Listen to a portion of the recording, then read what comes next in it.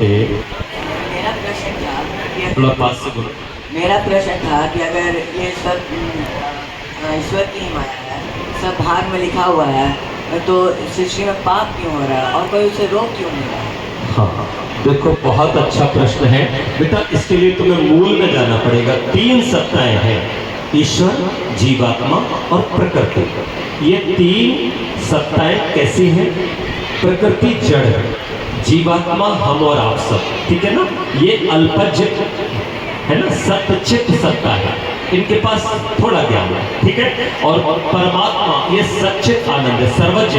तो परमात्मा का जीवात्मा चूंकि कम जानने वाला है, इसलिए शिष्य और पुत्रवत, ठीक है ना। तो जैसे गुरु आपसे ज्यादा जानता है, पिता आपसे ज्यादा जानता है, आप कम जानते हो, तो वो आपको उंगली पकड़ करके आपको बहुत प्यार से मनोयोग से समझाता है कि नहीं समझाता।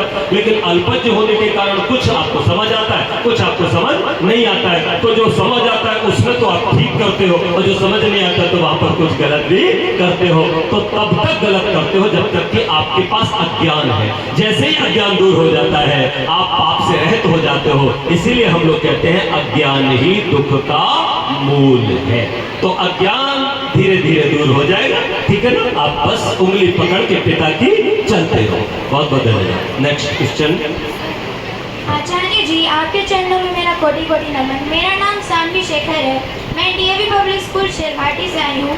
मेरा प्रश्न यह है कि यहाँ हर विद्यालय से कुछ गिने चुने बच्चों को ही लाया गया है जो अपने महान चरित्र का निर्माण करने यहाँ आए हैं।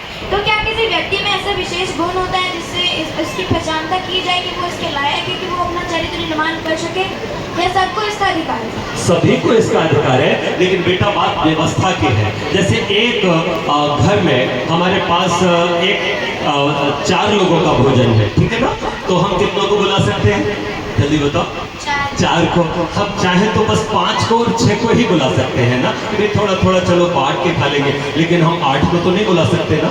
इसीलिए एक परिसर में ये व्यवस्था की जाती है कि ज़्यादा से ज़्यादा बच्चों को जो है ना यहाँ पर हम बुला के उनको चरित्र की शिक्षा दें। लेकिन मैंने भी ये मन की बात रखी है अपने राय साहब से, मैम से भी, कि वो अपने अपने डीएवी में भी हम लोगों को बुला करके उन सारे बच्चों को भी चरित्र की शिक्षा जरूर दिलाएं। और मैं इसके लिए पूरी तरह तैयार हूँ।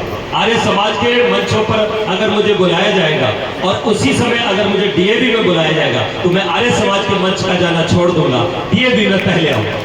ये मेरा वचन है। नमस्कार सर, मैं सृष्टि डीएवी पब्लिक स्कूल शेरघाटी से आई हूँ। मेरा प्रश्न ये है कि हम अपने जीवन में ऐसे कौन से कार्य कर सकते हैं जिससे हम महर्षि दयानंद जी जैसे महान इंसान बने? हम बस जो हमारी आत्मा में भय पैदा करता वो काम मत करें। जिस काम को करने के लिए अंदर से हमारी जो है ना भावना ना आए, है ना। कई बार आप लोग देखते होंगे कि कोई काम ऐसा भी होता है जिसको करने से आपको डर सा लगता है, शंका सी पैदा अंदर होती है, और ऐसा लगता है किसी ने देख लिया तो बाप रे मेरा क्या होगा, है ना। तो बस इतना ही समझ लो कि अंदर बैठा हुआ वही परमेश्वर, वही हमारा गुरु है, वही हमारा जन्म जन्मों का पिता है। वो मना कर रहा है क्योंकि एकमात्र भगवान ऐसा है जो हमेशा हमको गलत काम से रोकता है और हमेशा हमारे साथ रह करके हमें अच्छाई की ओर ले जाता है। हम महर्षि दयानंद बन जाए। एक सवाल किसी बच्चे का और है, मेरे पास पर्चा आया है कि अगर कोई आदमी जीवन में बहुत बड़ा पाप करता है तो वे अगर राम नाम का एक बार जाप कर लें तो क्या स्वर्ग, क्या लिखा है बेटा, तो फिर क्या स्वर्ग या नरक?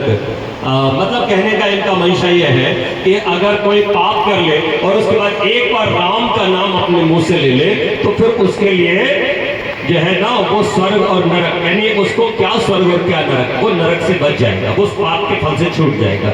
जो भी ऐसी धारणा है वो बिल्कुल अवैधिक है और गलत है। मैंने इसका पहले ही खंडन कर दिया है। अगर मिर्ची बोई है तो बेटा तुमको मिर्ची उगेगी। इसके लिए प्यारा सा भजन है, मस्ती के साथ 2 लाइनें केवल सुनना। जीवन की सुंदर खेती में जो बोगे सो काटोगे, जीवन धन की सुंदर खेती में जो बोगे सो काटोगे, मिर्ची का बीज अगर बोया, मिर्ची का बीज अगर बोया, बदले में धान नहीं होगा। मिर्ची का बीज अगर बोया, बदले में धान नहीं होगा। तो बस समझ लेना कि राम का नाम जपना टमाटर बो देना है तो टमाटर भी उगेगा, लेकिन पहले जो तुमने मिर्चा बोया है वो भी उगेगा।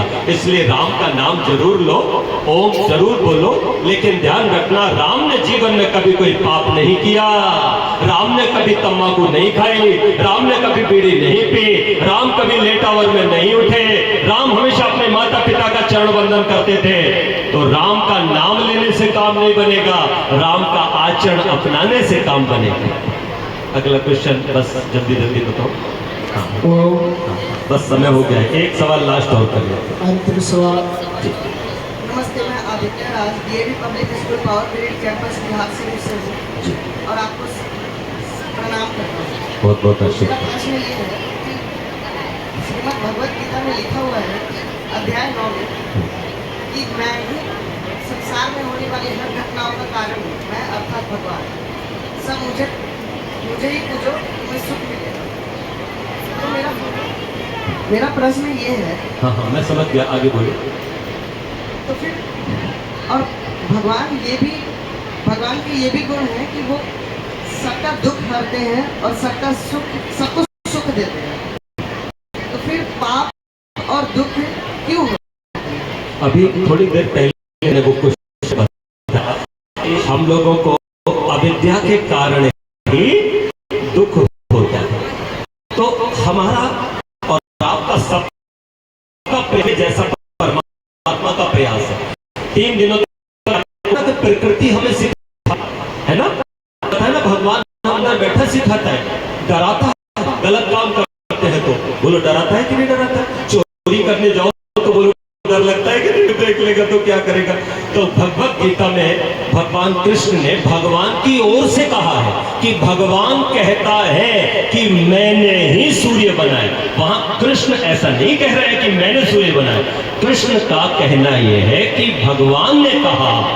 फिर वो आगे बोलते हैं कि मैंने ही ये ब्रह्मांड रचा है और मैंने ही इन सब जीवों को शरीर दिए हैं इनके कर्मों से, और मैं ही इस सृष्टि का पालनहार हूँ और मैं ही सबको ज्ञान देता हूँ। सबको मेरे दिए ज्ञान से ज्ञानी होकर के दुखों से छूट जाना चाहिए। तो यहाँ पर हम लोगों को ये समझना होगा कि अज्ञान ही हमारे दुख का कारण है। ये जो पाप हम कर रहे हैं, ये जो दुख हमें हो रहे हैं, ये सब हमारे अज्ञान का ही कारण है। इसलिए मनुष्य देह मिला है कि बेटा इस मनुष्य देह को पाकर के केवल ईटिंग ड्रिंकिंग बी मैरी, बस खाओ पियो मौज उड़ाओ, आहार निद्रा भय मैथुन में मत रह जाना, ये तो पशु भी करते हैं।